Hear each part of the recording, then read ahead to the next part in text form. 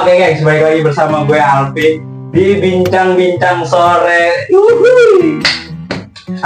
Kali ini gue bakal membawakan seorang tamu yang spesial banget hari ini. Dia pelaku seni di kawasan Pamulang nih. Jadi Pamulang nih dia yang kuasain gitu untuk di bidang seninya, terutama di seni teater. Dan gue bakal membahas kali ini keaktoran. Kepo kan dengan orangnya siapa? Langsung aja, ini dia Brata.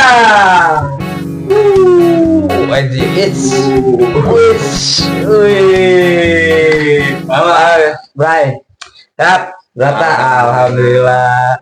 Sebelum masuk ke pembicaraan ya. Ya, bagaimana? Dilihat konsep bagaimana nih? Ini ya ampun, ya, berbulu semua. Bagaimana nih? Waduh, jatuh. Artisnya jatuh tuh ya. Aduh, mau diampun kan ini? Ya, ini ya karena memang di seni keaktoran itu tidak terlepas daripada kostum ya. Oh, betul. Iya. Jadi aku di sini menebalkan bagaimana sandiwara itu berlaku di segala aktivitas. Oh itu baru masuk aja udah pengen ke materi. Ini dia nih Brata emang. Aduh kacau. Enggak, tapi lo tadi berlebihan. Berlebihan gimana? Masa gue yang menguasai sektor Pamulang bagian teater? Enggak, itu bercanda ya. Pernah.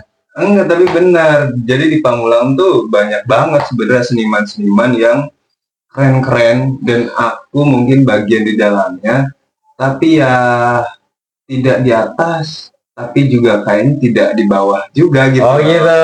Nggak mau di bawah ya, nggak mau di bawah lagi. Boleh nih, Brata nih. Tapi mau ngomongin kostum lagi nih. Gimana?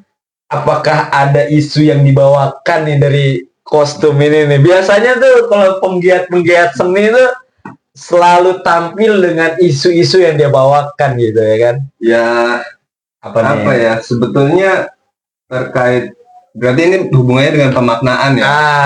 Pemaknaan itu era sekarang kan era kontemporer ya. Era postmodern gitu. Jadi ya tidak ada pusat atau tidak ada satu kebenaran yang memang absolut gitu.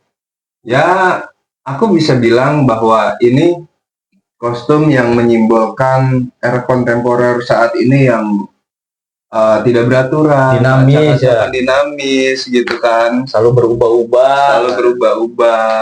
Tapi ya dari teman-teman yang nonton nih bisa juga memaknainya dengan yang lain-lain. Gitu. Tuh guys.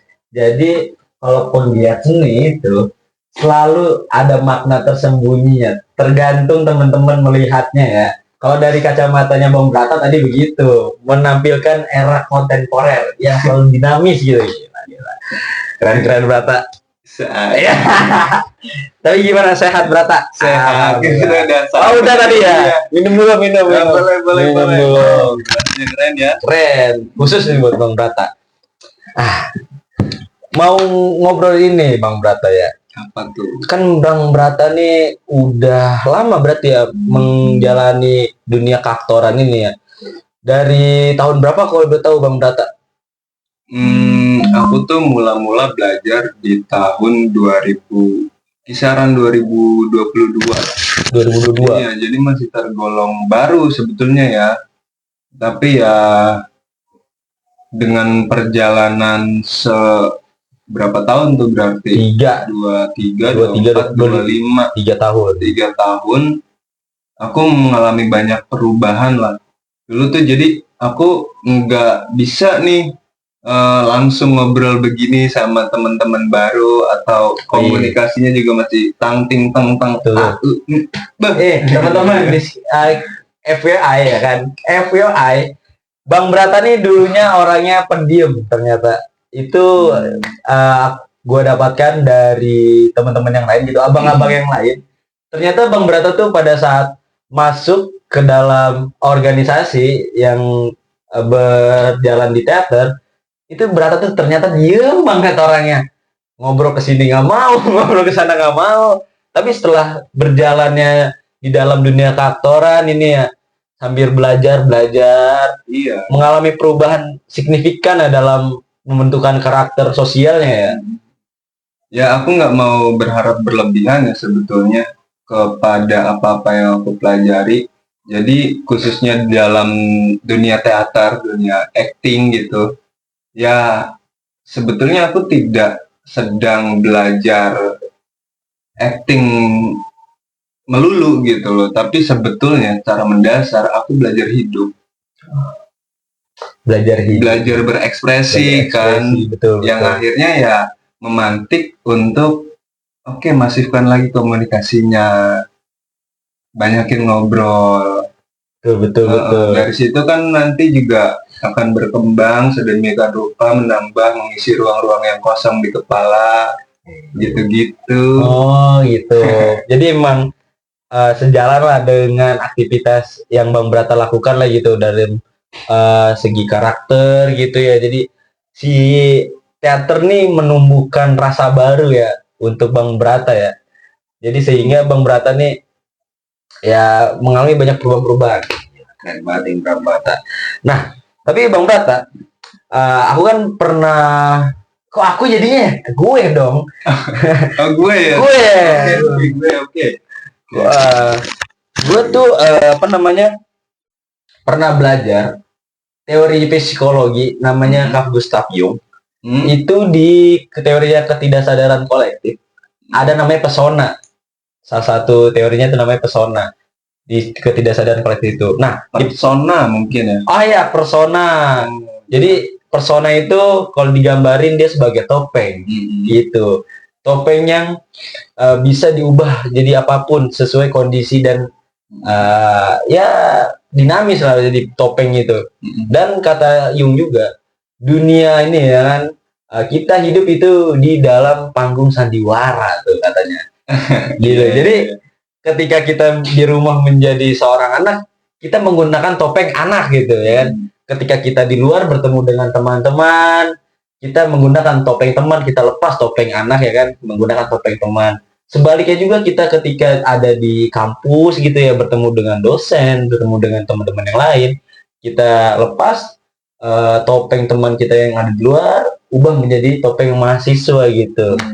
Seperti itu. Mungkin kalau untuk di teater tuh sebenarnya seperti itu ya untuk apa namanya teori mendasar ya. Oke. Jadi sebetulnya nyambung memang. Aku ramu coba simpulin gitu ya. Dari pembicaraan sebelumnya juga. Khususnya dalam topeng-topeng tadi memang berkesinambungan ya. Ya teater juga nggak terlepas daripada kehidupan. Betul tadi dunia itu sandiwara. Iya betul. Aku juga mengamini itu. Ya betul adanya kalau kita berada di rumah, di kampus, di tempat-tempat lainnya pun menggunakan topeng yang berbeda-beda gitu. Sesederhana kita kepada anak kecil tidak bisa ngomong apa itu filsafat gitu kan. Betul. Itu diperuntukkan untuk yang kita percaya yang dewasa lah gitu ya. Sesuai takarannya lah. Sesuai takarannya. Ya itu juga kan nanti maksudnya pengembangan daripada topeng-topeng tersebut. Anak kecil lebih pada halo, apa kabar? Dunia bermain lah gitu ya. Makan apa? Mana aja hari ini? Bla bla bla bla bla bla. Masa iya anak kecil kita kasih inian kerja banting dulu. Gimana sekarang? Kan nggak etis ya, nggak enak ya. Iya. Karena kegiatan apa ini? Iya. Kok di rumah mulu nganggur ya mas gitu? Ya, sebetulnya secara yang aku pelajari ya, itu sebetulnya bukan lagi bayang-bayang. Bayang-bayang itu mungkin di layer keberapa gitu. Nah, sebetulnya dalam keaktoran itu kita menjaga ada 3 poin yang harus banget disadari. Tiga musketeer. Wih, musketeer. tiga bagian. Jadi, apa itu pertamanya, Bang Brata? Aku diri, aku aktor, dan aku tokoh. Ini juga dari apa ya? Adalah penciptanya. Ada penciptanya. Jadi kita ngambil teori dari beliau, kita terapkan di kelompok gitu. Jadi sederhananya aku diri itu bagaimana kita mengenali diri sendiri. Sejauh mana sih kita mengenali diri sendiri? Bagaimana cara kita berjalan, fisik kita tuh tingginya berapa, beratnya berapa, terus cara berpikir kita tuh biasanya bagaimana. Lalu di lingkup sosial tuh kita sebagai apa dan jabatannya apa. Lalu kita tuh tumbuh dari keluarga yang mana, tengah, atas atau bawah gitu. Ya, itu kesadaran untuk kita lebih mengenal diri sendiri sebelum kita beranjak kepada yang lain. Berarti sebelum kita melakukan keaktoran gitu, acting, kita berarti harus memahami diri kita sendiri. Harus secara full ya. Harus selesai dengan diri sendiri dulu. Bahkan sedetail jalan aja ya, jalan menggunakan kaki apa gitu ya. Itu harus kita pahami itu. Iya betul, kita harus kenali gitu, bagaimana kita aku sebagai Brata gitu, kamu sebagai Alpi gitu. Nah lalu setelahnya kita sudah mengenal diri kita bagaimana, maka lanjut ke tahap berikutnya yaitu aku aktor. Aku aktor ini ya dengan cara kita belajar bagaimana metode, bagaimana penerapan tokoh. Kita coba-coba deh di sini nih, tahap coba-coba. Aku aktor tuh eksplorasi terhadap ya ilmu-ilmu acting atau ilmu-ilmu yang di seputar teater gitu. Jadi si aku aktor ini itu dia sebagai apa ya, berarti ya apa namanya, kolom coba-coba ya, kolom uji coba ya berarti ya. Mungkin lebih tepatnya formula gitu, nyari formula gitu. Betul, ya. Mungkin aku gambarin kayak gini. Aku aktor itu ruang untuk kita mencari bagaimana yang cocok untuk kita, untuk kemudian jadi aku tokoh gitu. Jadi kan kita mesti observasi itu. Misal kita jadi kita jadi nenek-nenek, coba jadi nenek-nenek ya. Dari sutradara kamu jadi nenek-nenek ya, sementara aku cowok gitu. Itu bisa aja hanya nenek-nenek dah kayaknya. Ini ya om mungkin ya. Om ya, coba om nenek-nenek om banyak duit tuh. Kejauhan kayaknya. Dasar-dasar aja. Dasar-dasar aja. Om banyak duit pakai Pajero. Nah, itu. Gimana tuh? Om banyak duit pakai Pajero. Ceweknya banyak. Iya. Oke, yaitu kita tempuh. Bagaimana kita mengenali diri kita yang pasti bukan om-om, terus juga mungkin tidak dalam lingkup sosial yang tinggi lah ya, tinggi atau punya privilege gitu ya, dan kita juga bukan berasal dari keluarga kaya. Nah, di aku aktor ini tahap observasinya gimana sih om-om yang kaya itu, latar belakangnya biasanya apa, dia kecil dari mana. Nah, kita itu aku aktor punya kebebasan untuk eksplorasi itu. Nah, jadi di aku aktor tuh tahapan untuk atau ruang untuk eksplorasi bagaimana membentuk tokoh. Gitu. Jadi pencarian si sifat tokohnya gitu ya, atau dasaran tokohnya gitu ya. Betul, dasaran dan bagaimana menjadi si tokohnya kemudian. Tapi biasanya yang dilakukan untuk mencari tokoh ini itu bagaimana? Apa lewat media sosial kah, atau langsung lewat real life kah, ya kan? Apapun. Apapun bisa kita lakukan gitu ya? Iya, apapun bisa jadi sumber untuk kita aplikasikan gitu. Baik itu dari media sosial dan dari real life, mungkin kita ngeliat om-om, wah mungkin kayak gitu ya. gitu-gitu. Nah, lalu secara mendasar ya sebenarnya aku aktor ini ruang untuk belajar teater secara keseluruhan, seperti memahami teori-teori, memahami metode-metode latihan, gitu-gitu. Terus tadi kan udah aku diri, aku aktor. Oh ya. Tadi ketiganya itu aku tokoh. Apa sih aku tokoh itu? Aku tokoh tuh bisa dibilang kesimpulan daripada proses pencarian aku tokoh di aku aktor. Jadi setelah melewati kita sudah memahami aku diri ya kan. Habis itu kita mau beranjak berakting ya kan, mau mencari tokoh yang belajar aku aktor itu.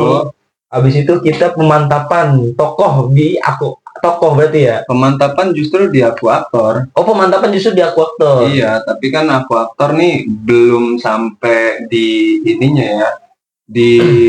Lu jadi tokoh sekarang gitu loh. Jadi aku aktor tuh ruang bulat balik antara aku latihan, aku jadi aku tokoh. Setelah latihan selesai itu kan harus balik lagi tuh ke aku diri. Makanya dia ditaruh di tengah ya. Iya. Ya, dia taruh di tengah karena di sini memang sesi latihan kita, sesi proses untuk menciptakannya itu dan memantapkan. Setelah matang, ya kita jadi aku tokoh di atas panggung. Gitu. Berarti aku tokoh tuh ya memang udah pada saat di panggung berarti ya udah hilang semua aku dirinya, berarti udah hilang ya.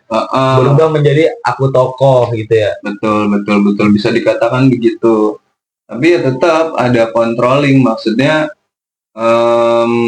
ada senior yang bilang kalau walaupun di atas panggung kamu jadi aku tokoh, tapi tetap ada controlling di mana aku tokoh itu tidak mendominasi di kemudiannya. Maksudnya jangan sampai kamu tidak bisa lepas daripada aku tokoh tersebut. Karena banyak aktor-aktor yang akhirnya jadi depresi, stres, diri. Ini ada pernah beritanya itu yang aktornya Joker tuh, aktornya Joker siapa gitu namanya ya? Teman-teman bisa cari dah. Pokoknya aktor Joker yang dia memang itu actingnya luar biasa pada saat film Batman itu. Ketawanya natural, benar-benar jahat ya kan, licik banget.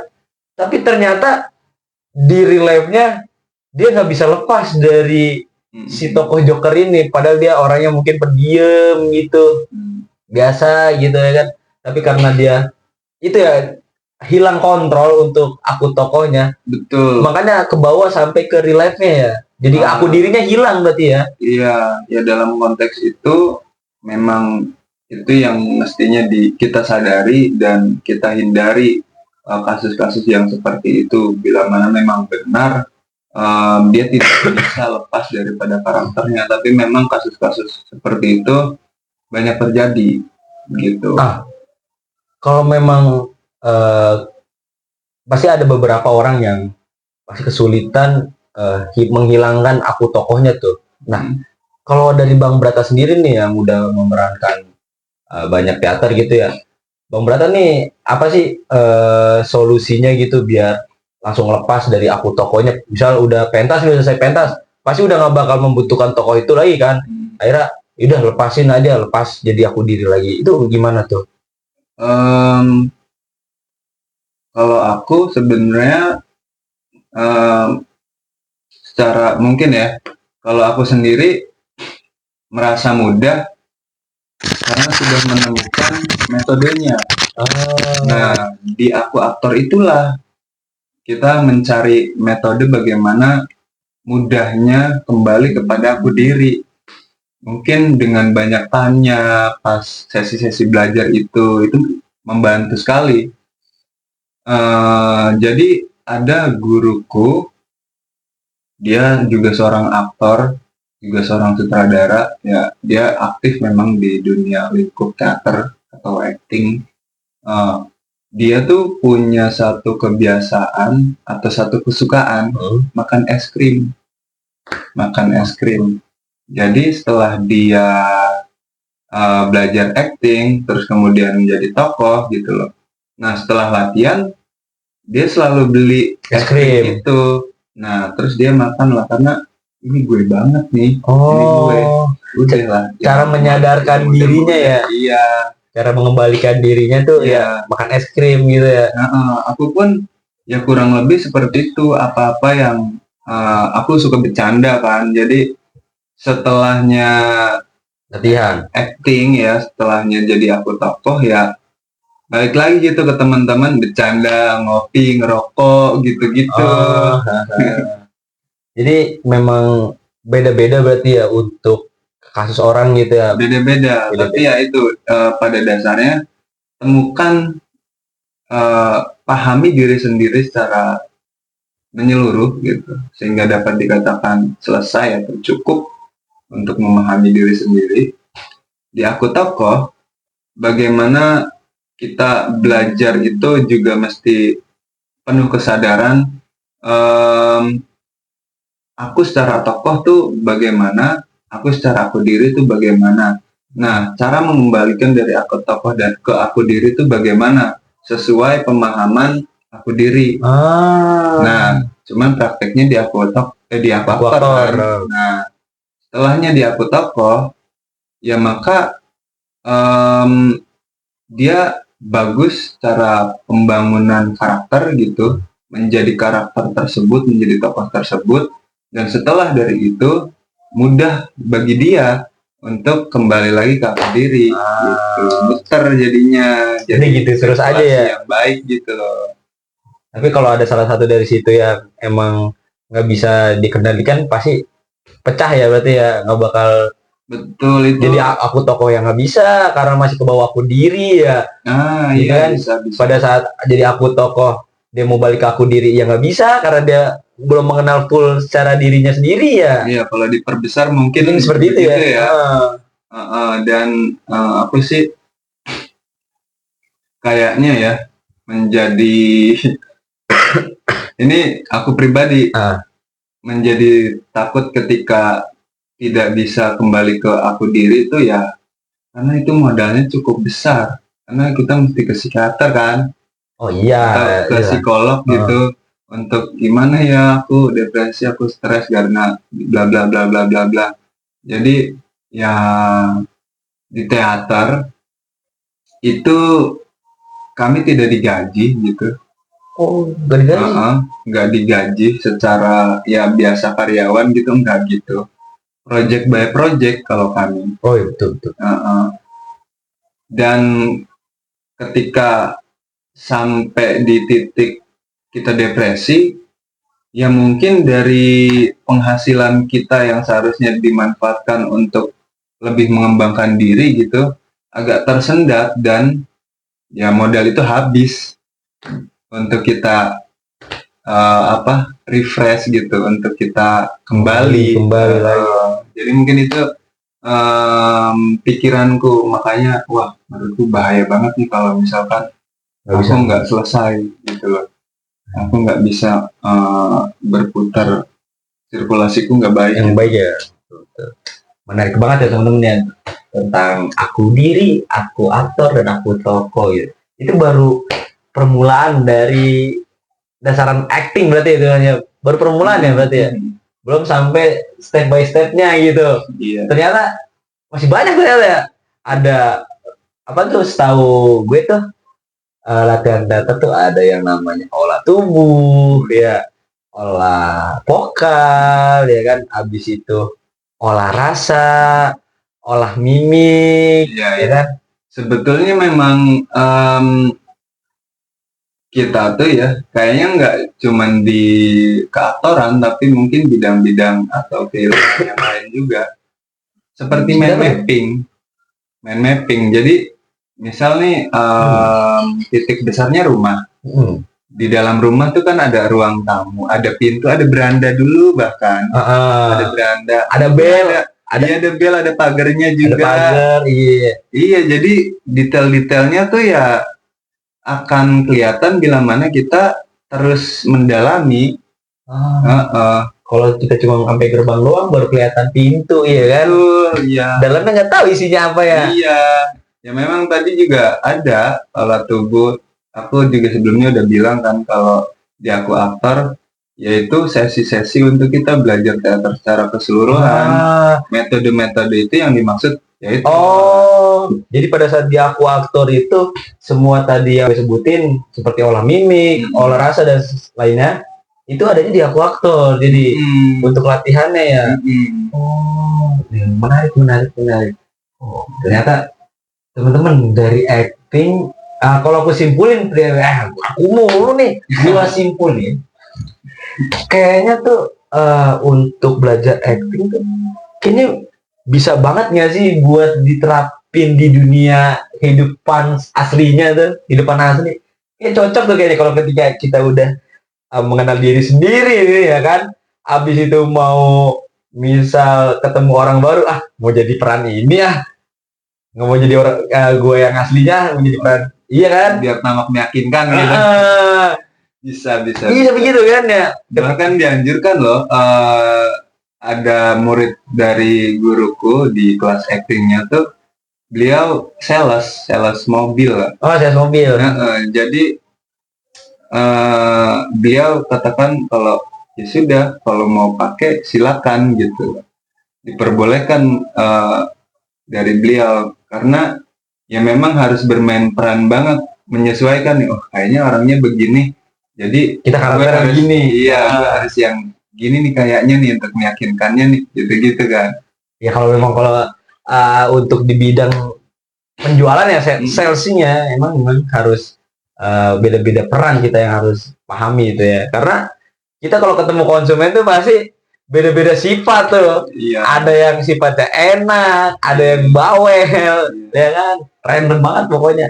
Tapi bagus sih untuk pembelajaran sebagai ke dunia asli, ya kan, ke relate-nya tuh. Jadi nggak hanya di panggung nanti kita berakting. Betul, kita belajar hidup, belajar berekspresi. Kan ada orang-orang yang dia tuh nggak nyaman kalau kita ramahin gitu loh. Oh iya, ada kan? Ada. Gitu. Aneh itu kan. Ya walaupun cara pikiran kita, orang mah biasanya kalau kita ramah, orang juga ramah. Ternyata enggak juga. Iya. Ada yang malah risih ya ternyata. Iya, ada yang malah risih atau malah ilfil gitu kan. Nah itu. Jangan sampai. Biasanya cewek-cewek itu di kampus gitu. Iya itu dia. Iya kan. Kita coba ulik lagi ya kan, tadi udah enak banget gitu tentang dasaran teater gitu ya kan. Aku diri, aku aktor, aku tokoh. Nah kita coba balikin lagi nih ke Bang Brata nih. Bang Brata nih selama di dunia perteateran nih, Bang Brata tuh udah pernah meranin tokoh apa aja sih? Atau udah pernah jadi sutradara gitu? Iya. Pengalaman di bidang aktoran nih selama 3 tahun berarti nih ya. Lumayan baru. Lumayan baru. Ya, baru lah, bukan lumayan baru, memang baru. Jadi ya, aku sebenarnya malu kalau bicara pengkaryaan, karena tidak menutup kemungkinan yang nonton itu senior gitu loh. Jadi hormat abangku. Ini hormat. Gue baru kemarin. Tinggal amat gitu takutnya. Abangku ini junior nih. Hormat dulu atau senior nih. Gitu ya. Tapi ya oke lah, untuk sharing aja mungkin. Nggak apa-apa. Karena kan belum tentu nih gue nih pernah punya pengalaman kayak lu gitu ya kan. Oh iya betul. Jadi kita sharing aja gitu. Iya, begitupun sebaliknya. Ya, aku beberapa kali jadi sutradara, tapi sebelum itu memang beranjak atau berangkat dari aktor. Peran-peran yang aku pernah selami, mainin ya. Peran-peran yang pernah aku mainkan tuh lumayan ini ya, ada beberapa, banyak sih enggak, cuman cukup untuk jadinya aku lupa gitu. Yang gede-gede aja kali ya. Boleh gede-gede, yang kecil-kecilnya nggak usah lah. Iya. Sombong nih dia, memang sombong. Senior apa nih senior? Aku pernah di naskah manufaktur Anatomi Kera karya Gulang, Mas Gulang tuh ya. Aku jadi pengunjung yang katakanlah ibadah gitu di situ. Naskahnya tuh keren banget, surrealis menurutku, mendekati absurd mungkin ya. Jadi aneh gitu, loncatan ceritanya juga, jahitan ceritanya oke, cuman kayak apa ini gitu. Aku jadi pengunjung tuh di situ. Wow, itu pengalaman yang amazing. Lalu aku juga pernah jadi kur. Iya, kur tuh seperti kur mah ini yang pinjaman BRI. Nggak di endorse ya. Kur tuh ini paduan suara, tapi juga ada adegannya gitu. Itu di doa singkatannya, disebabkan oleh Amin, naskahnya W.S. Rendra. Aku jadi kur yang juga main, jadi aku tuh secara dunia nyatanya tidak ada sebetulnya, tapi di panggung aku dimunculkan. Terus juga ada kur-kur yang lain, aku membuat koreografer, ada juga yang latih Kanas namanya, tuh bagus. Jadinya indah lah gitu ya. Panggung tuh bila mana mungkin di situ ditampilkan hanya dunia nyatanya, itu kurang banget. Nah, dengan cara ditambah kur ini, wah jadi indah gitu.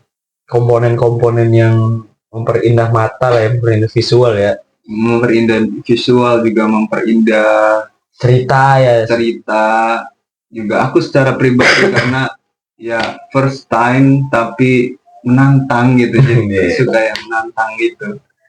Hidup seperti Larry ini. Nah, itu kuat kali ya. Mandor sama kuat. Nah, terus di Setan Dalam Bahaya itu belum lama, tahun kemarin. Itu tahun kemarin ya, kalau nggak salah aku juga aku mulai ya, gue juga pernah terlibat itu. Iya.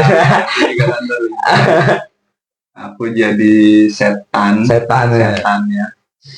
Juga berikut sutradara. Oh, merangkap. Udah aktor, sutradara pula ini. Ya. Waduh. Tapi ya hebat ini deh teman-teman. Hebat ini. Itu tidak patut dicontoh sebetulnya. Tidak patut dicontoh. Ya, tidak, jangan dicontoh kalau nggak mau ngebanggain dulu, nggak mau. Jangan, karena aku tidak mau jadi sombong. Bisa aja. Ya itu, karena kalau di Setan Dalam Bahaya, karena aku merangkap jadi sutradara, aktor dan sutradara gitu, aku perlu bantuan banget kalau di situ ya. Cuman secara pembangunan tokoh jadi setan tuh memang menantang secara intelektual dan rasa gitu. Aduh.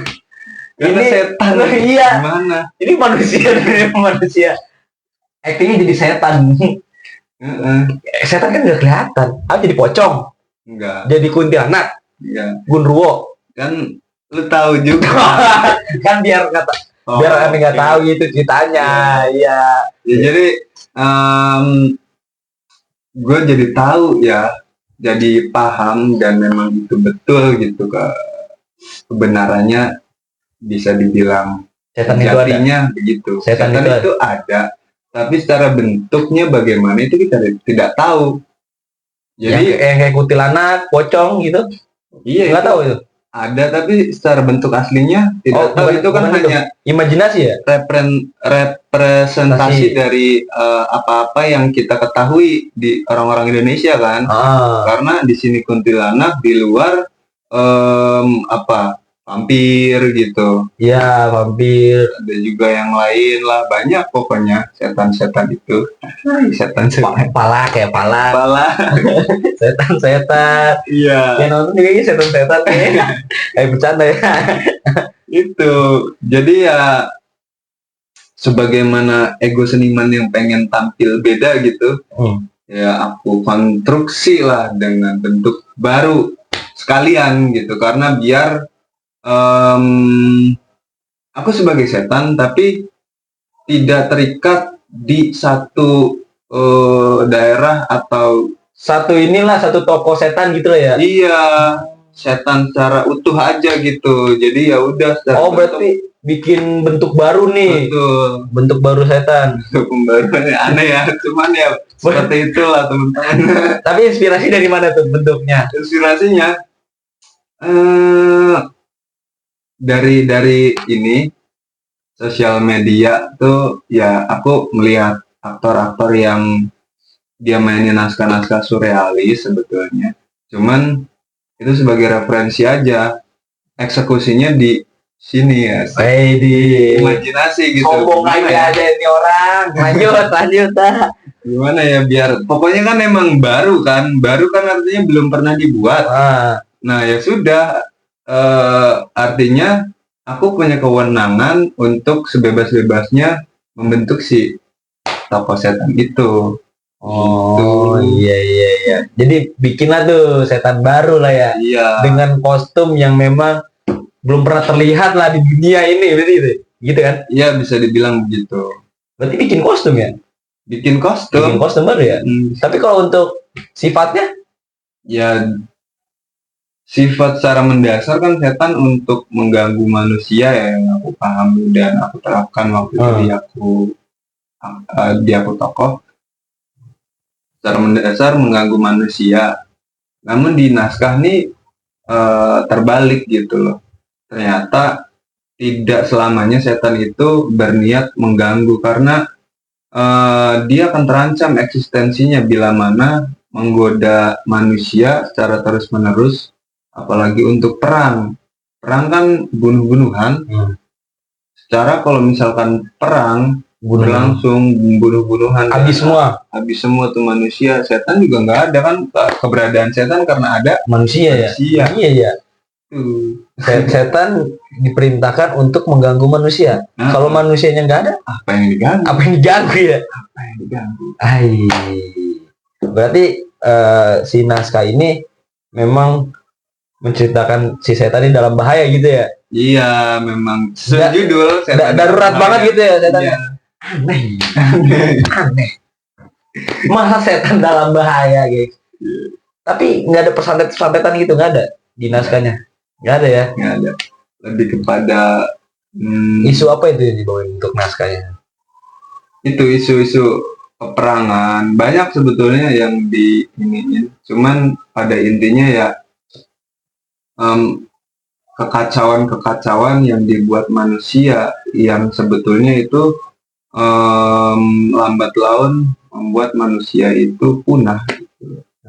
Salah satunya perang yang paling besar ditebalkan di situ. Betul.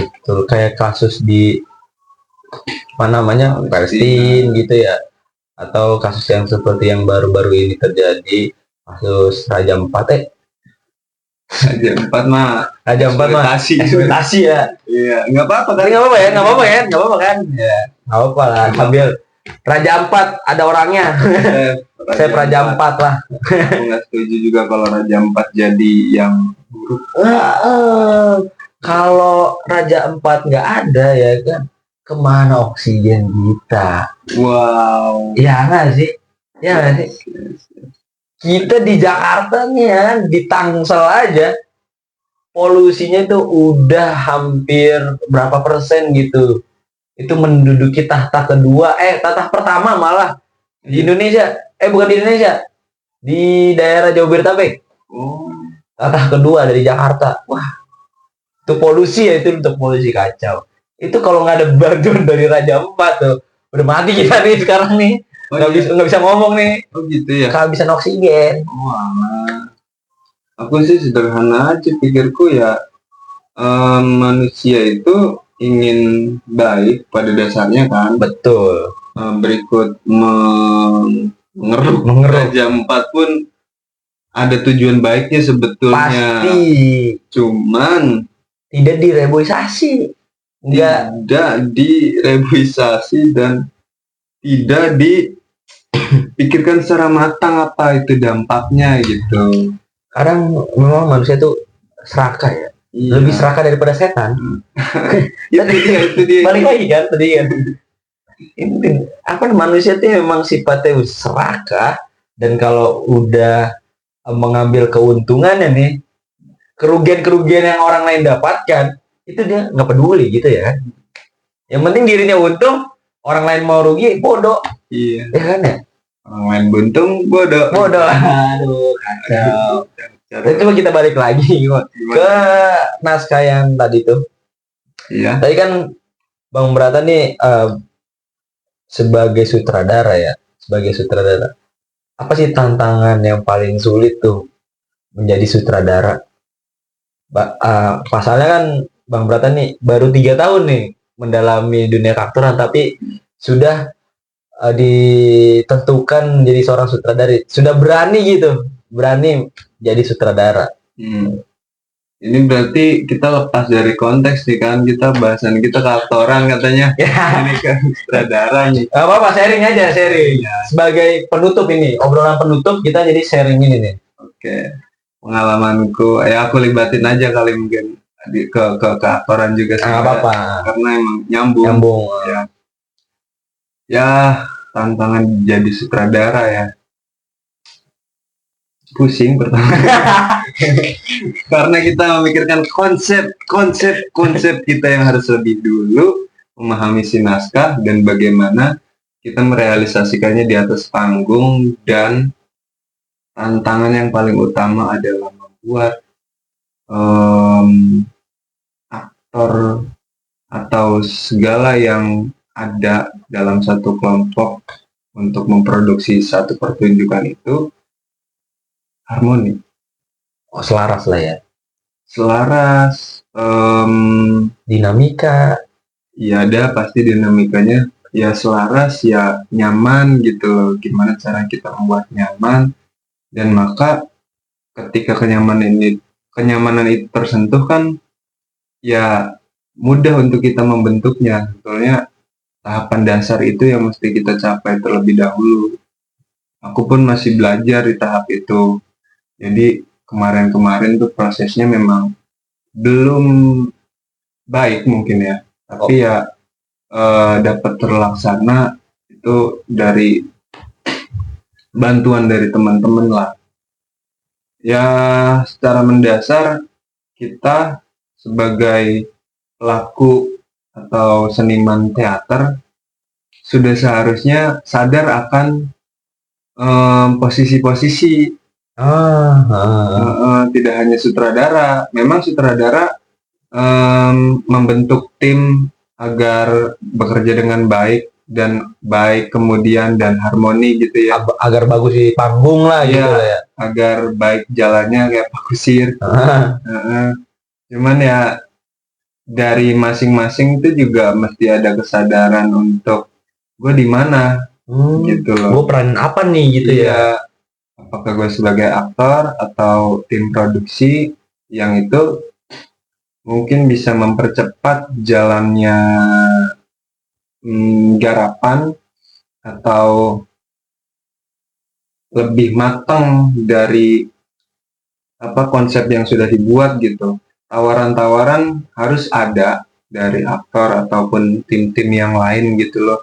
Bagaimana nanti di atas panggung, bagaimana di belakang panggung, itu harus matang. Dan bila mana kita sadar kan, wah itu sudah tinggal ya udah gimana nih, kata gue mau begini. Oh iya di belakang panggung sih menurut gue gini aja ya. Jadi kita sudah sadar tuh kan, bukan lagi untuk nanti di atas panggung diarahkan mulu gitu ya.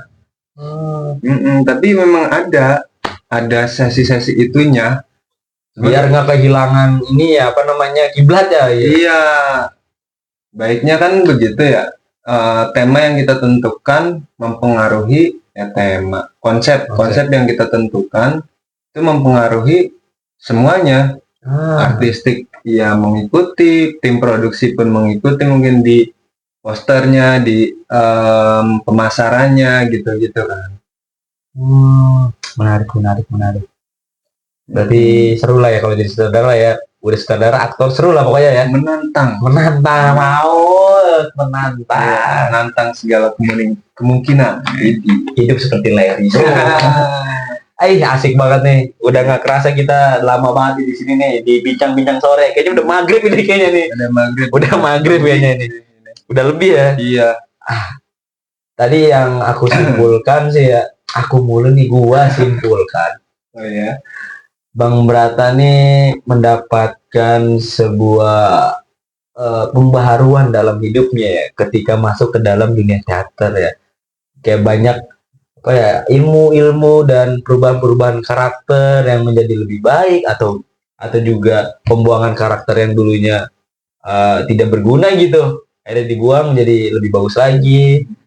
Habis itu mendapatkan pengalaman-pengalaman yang kayaknya belum pernah didapatkan gitu ya, karena menantang itu tuh. Iya. Iya. Hebat banget nih Bang Brata nih. Sukses selalu ya Bang Brata ya. Terima kasih. Semoga pun antum bisa amin proses lebih baik. Ada mau kata-kata nggak nih buat mau ngasih kata-kata nggak nih buat teman-teman nih yang lain? Kata-kata ya kata-kata hari ini deh, kata-kata hari ini singkat saja ya. Singkat saja. Oke. Ini untuk sebagai penutup ya, nih sebagai penutup. Oke, kita ulang. Oke, kita ulang. Ini buat sebagai penutup nih. Ya, keaktoran itu menantang dan itu gerbang daripada dunia-dunia kreatif yang ada. Menurutku begitu, karena keaktoran ketika kita sudah selesai atau bagus dalam aktor, kita dapat juga beranjak jadi sutradara. Dari keaktoran, ilmu-ilmunya bisa kita aplikasikan kepada kehidupan secara umum atau secara khusus, ya pekerjaan-pekerjaan lain, baik itu di dunia kreatif ataupun di luar. Itu sih menurutku. Perlu dicoba lah. Perlu dicoba tuh. Teman-teman yang lain belum pernah aktoran gitu, belum pernah, langsung aja hubungin Bang Brata nih. Karena Bang Brata nih lagi kesibukannya ngajar teater juga gitu di Universitas Pamulang. Oke. Wow. Kalau ada yang mau ngobrol-ngobrol lebih lanjut lagi sama Bang Brata, boleh langsung komen aja, nanti kita kasih nomor kontaknya ya kan, atau nanti kita cantumin IG Bang Brata ya. Boleh. Instagram. Oh tadi sorry, aku bukan ngajar ya, aku nemenin aja. Nemenin teman-teman yang lagi berproses bikin satu pertunjukan sebetulnya gitu. Jadi kalau teman-teman ada yang tertarik di keaktoran atau di teater secara umum, boleh kita ngobrol ya kan. Ngobrolnya di mana tuh Bang Brata? Di kerajaan kami sebutnya gitu. Jadi sekretariat teater lonceng, atau nanti bakal dikukuhkan sebagai UKM seni lonceng. Kami bertempat di kerajaan, sekretariat kami kerajaan. Ada di Gunung Sindur. Teman-teman kalau ada yang mau bertanya lebih lanjut lagi, boleh langsung aja di komen aja. Nanti kita bakal kirimin untuk kontak personnya gitu. Oke. Bang Brata, thank you banget untuk hari ini ya. Thank you banget nih udah menjadi pembicara untuk hari ini nih, udah keren banget tuh aktor-aktoran. Terima kasih. Jadi dapat ilmu baru ya kan tentang aktoran, bisa diterapin nih. Ya Bang Brata. Cukup sekian teman-teman untuk acara bincang-bincang sore pada episode kali ini. Aku Alfi dan aku Brata. Kami dari bincang-bincang sore undur diri. Wassalamualaikum warahmatullahi wabarakatuh. Bye bye.